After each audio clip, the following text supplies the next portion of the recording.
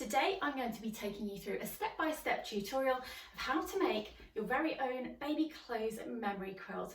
These are such a great keepsake and they're a great way to use all those baby clothes that you just can't bear to part with.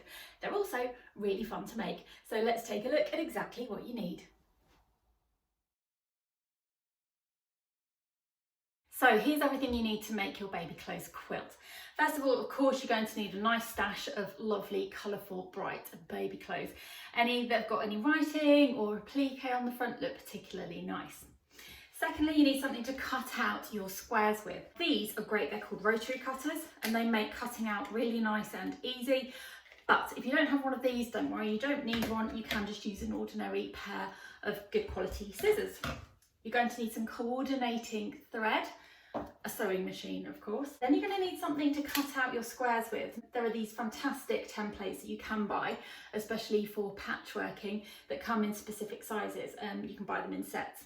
You don't need these though. If you don't have these, don't worry, you can make yourself a template of any size square out of cardboard and that will work just as well. You're going to need something for the middle of your sandwich. This is called batting. Now it comes in lots of different materials. You can get cotton, bamboo, you can get polyester. My personal preference for baby quilts is cotton because it's nice and breathable and washable too.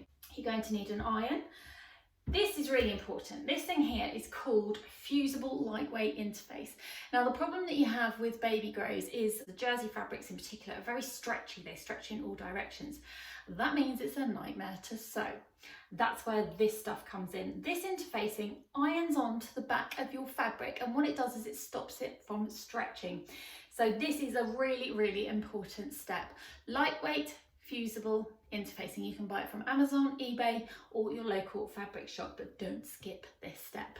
Mine's black, you can get it in white. It really doesn't matter what colour because you're not going to see it, it'll be inside. You need some backing fabric. Now you can use anything you like. You could use blanket, you could use cotton.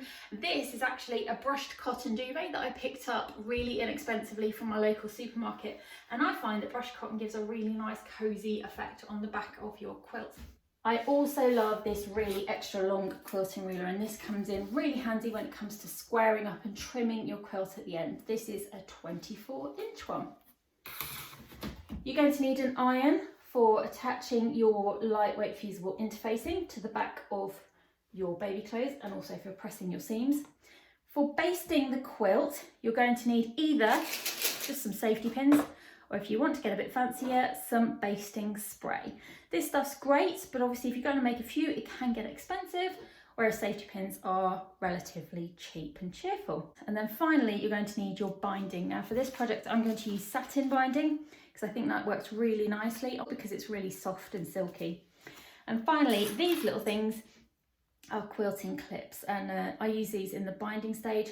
You could just use ordinary pins, but these are really handy. And again, if you're trying to build up your quilting kit, these are a really handy part of it. So that's everything that you need. So let's move on to step one.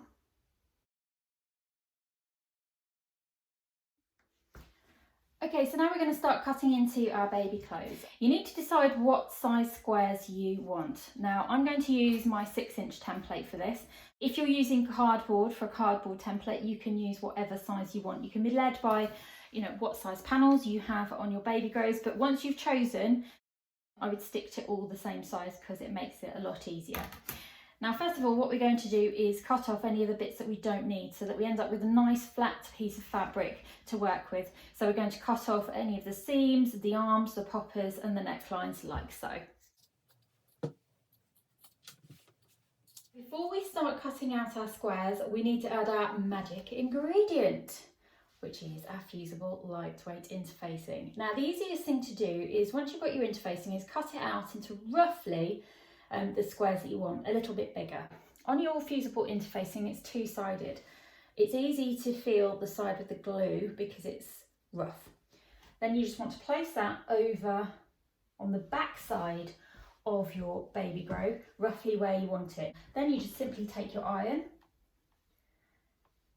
and slowly pass it over the entire piece of interfacing, and that will bond it to the back of your baby grow and it will stop the fabric from stretching, which makes it so much more easy to sew.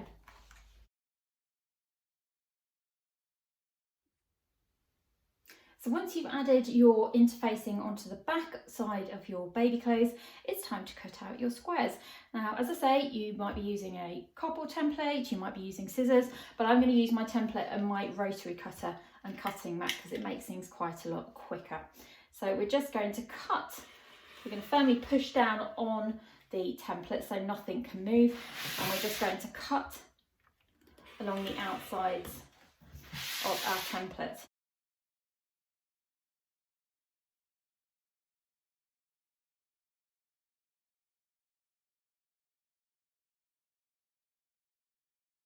And you can see that we have our first panel. Now you're going to want a big stack of these, so happy cutting. It's time to sew your rows together. How many squares you will need will depend on the size of quilt you want to make. You can make it any size you like. I'm using 6-inch squares, so I'm going to do 6 squares width by 7 squares in length. That's a total of 42 squares. I would usually say cut out 50 and then you've got plenty if there's any patterns you decide you don't like when you're sewing them together. Let's get on with sewing our first squares together. So take your 2 first pieces of fabric and place them right sides together. Square them up as much as possible. You can use pins if you want to and you're a bit unsure about things moving around and shifting. Once you've got them squared, pop them into the sewing machine.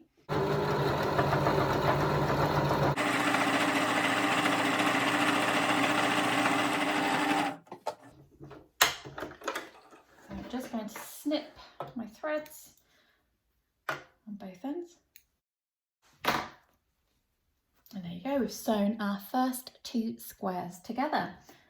Then we're going to attach our next square. So you just follow on, you take your next piece of fabric, we're going to pop it right sides facing each other, square it up again, and then we're going to pop it into the sewing machine, and we're just going to stitch down this one side again.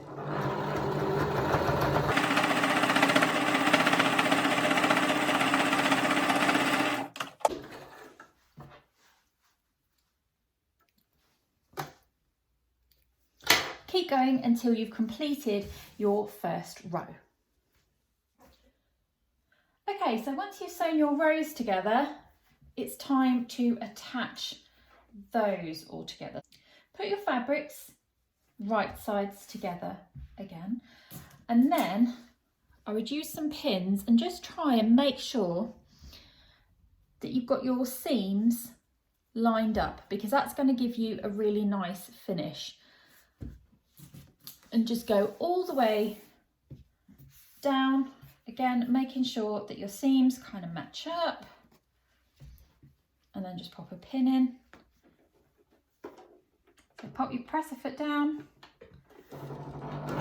back stitch just to secure, and remove those pins as you go.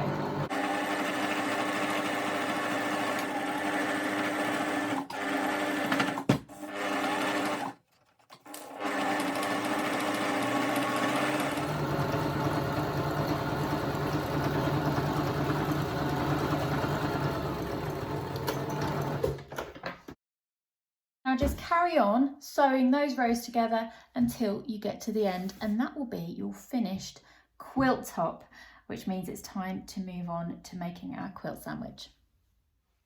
Before basting the quilt, it's a good idea to press your seams just over to one side because it reduces the bulk in the seam area. So it's worth taking a few minutes just to go through and pressing your seams over.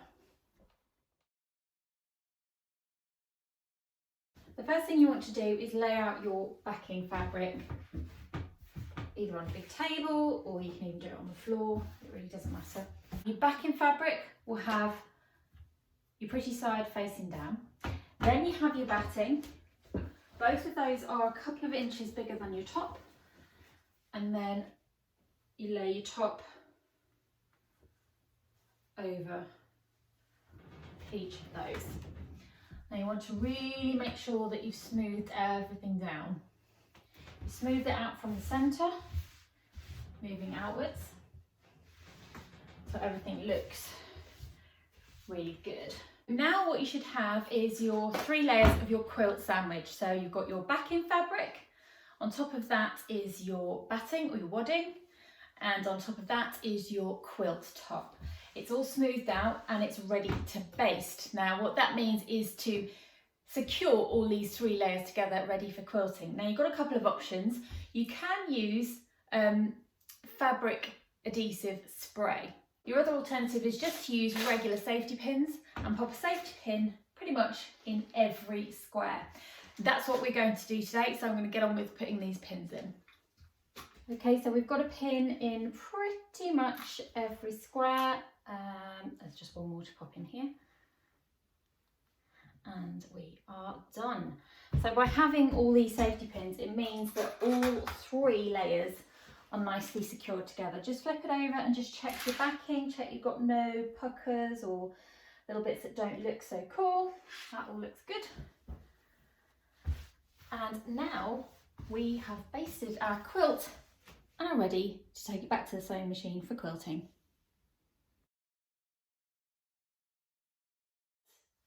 What is helpful is if you roll up the free side of your quilt, it helps to get it through the throat space of your machine. Always start quilting from roughly your centre seam and work outwards, and that way you don't end up with any nasty surprises. Now you've got a couple of options. You can just keep it simple and stitch in the ditch, which means sewing and following your seam lines. What we're going to do today is do 2 little lines either side of our seams. We're going to line our seam up with the corner of our presser foot. Actually, I should mention I've got a walking foot on my machine at the moment. You don't need this. You can manage with your standard foot, but what a walking foot does is help just push all those layers of material through, which can be a little trickier with a standard foot, but not impossible. So if you don't have a walking foot, don't worry, but that's what I'm using today. I've got my straight stitch selected and I'm on about a 2.5 stitch length. Okie dokie, let's go.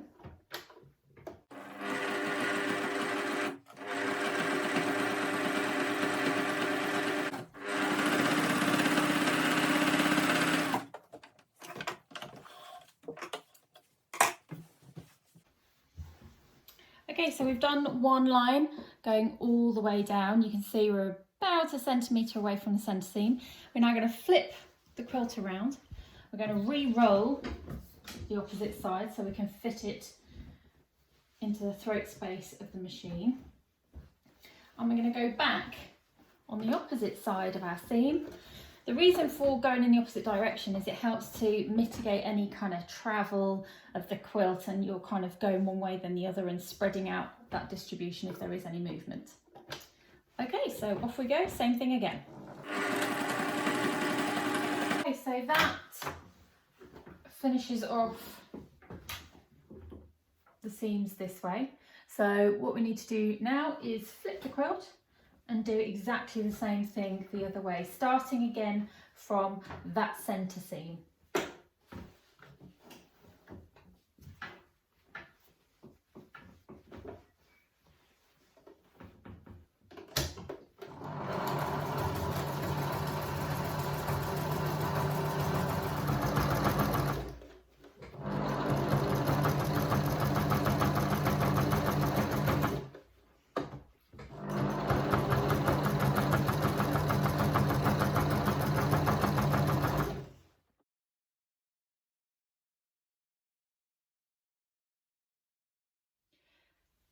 Now that you've quilted the quilt with your sewing machine, you can take all of the safety pins out, and it's now time to trim and square up the quilt ready for binding. A few bits of equipment that help massively in this stage are a nice large quilting ruler. This is a 24-inch ruler, something that will come in really handy in your kit if you're going to do any more quilting. A rotary cutter is really handy for this step, and a nice large cutting mat as well. You could do this with scissors, but all of these things do make it a lot easier. Right, so let's get cutting. First of all, lay your ruler onto the quilt and just try and line up with your seam here so that you've got a nice straight line up the side, and we're just going to cut all the way up.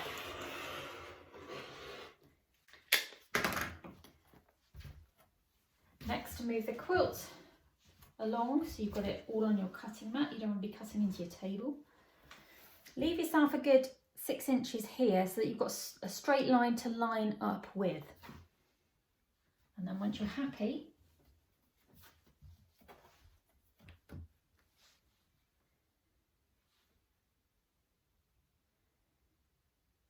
take your rotary cutter and just continue trimming all the way to the end of the quilt.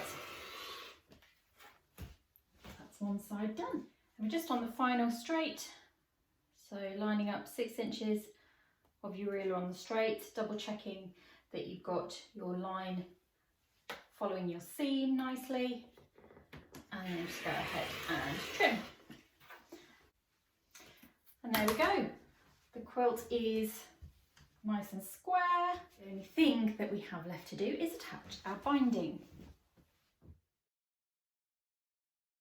Okay guys, so we're really nearly there now. It's time to attach our binding, which is the final step in our baby clothes memory quilt. So we're using our satin binding. What you want to do is turn your quilt so the top is facing down onto your table. Then line up the edge of your binding with the edge of your quilt. You want to leave a tail of about 12 inches free so that we can join it up when we get around the other side. Then using your pins or your clips, we're just going to clip that binding or pin that binding into place all the way up to the first corner. Once you've done that, take it over to your machine and we're going to start stitching the binding. So we've got the quilt now at the machine, we've got our binding clipped. Remember to leave that free tail of about 12 inches of binding for joining up when we get to the other side. Now, because I'm using this nice wide binding, I'm just going to line my stitching up with the edge of the presser foot with the edge of the quilt. If you're using narrower binding, you might want to use the 1/4 inch seam. Okay, let's go. We're going to back stitch just to secure this. A couple of back stitches. And then go.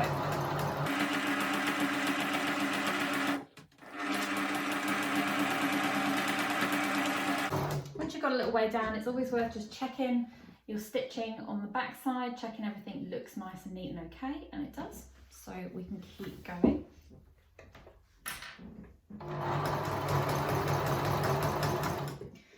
Now we're going to keep sewing all the way to the end, but we want to stop about 1/4 inch away from the edge, the bottom edge of the quilt here. That's really important.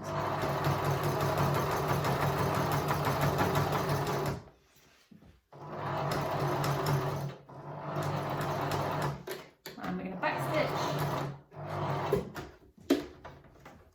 I'm just going to take that out and snip. Okay, so I've brought you in a little bit closer so that you can see what I'm doing here. For your mitered corners, what you want to do is you take your stitching 1/4 inch away from the end of your quilt. Then you want to fold your binding back away from your quilt with a triangle kind of 45-degree angle. Just finger press that down. Then you want to fold your binding back and start clipping along this end, ready for stitching down. You can clip this whole side now, or pin this whole side, ready to stitch down. So we're heading towards our final corner, so we're just going to slow down, remove that last clip, and we're just going to stitch, remember, about 1/4 inch away from that bottom end of your quilt. Let's take it out, snip our threads. Show you once more this mitered corner. So you fold your binding out about 45 degrees, just finger press that down, and then fold back, following the square edge of your quilt, and then you just want to clip that into place like so, and then go all the way down once again, clipping or pinning your binding in place. We're on our last corner before we join our binding. So just stitch from your corner here right down to the last clip, which leaves you about 10 to 12 inch gap ready for joining your binding.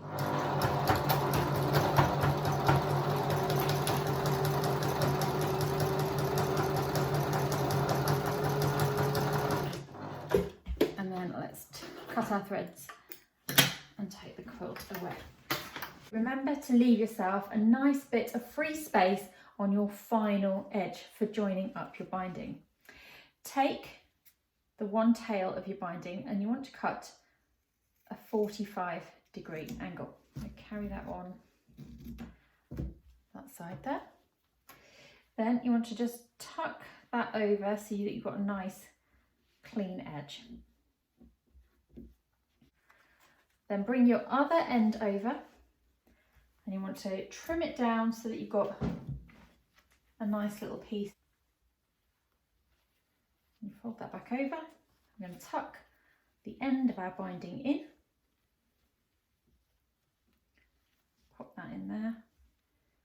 It's worth taking a few minutes just to make sure everything is nice and flat. You can use a couple of clips here just to make sure everything's secure while you take it back to the machine. Find where you finished stitching before we left the machine to join the binding. Do a couple of back stitches to secure, and then keep sewing all the way down across our join. I've just stitched down the join on our binding. You can take a closer look there to see how that looks with that 45-degree angle. A really easy way to do it, that is just tucking the end in there, but it's all nice and secure. So it's all stitched down on the back side of our fabric. Now we've got to flip it and press it.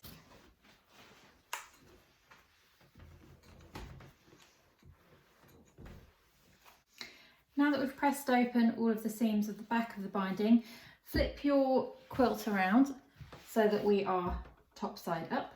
And then you want to go around and just clip or pin your binding into place, pulling it around to the front side of your quilt. Keep going all the way along that first side and then we'll take it back to the machine and stitch it down. Back at the sewing machine, and we have pulled our binding from the back round to the front and we've clipped or pinned it into place, and we're just going to stitch down now. I am lining up the edge of my presser foot with the edge of the binding like so, and I can do that because we're using a nice wide satin binding. If you're using narrower binding, you'll need to stick with the 1/4 inch seam.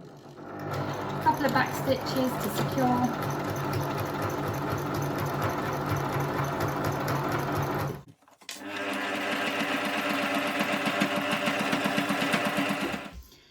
Right, so we're on the home straight, our last length of binding. We're just going to finish it, pulling the binding round from the back to the front and stitching it down.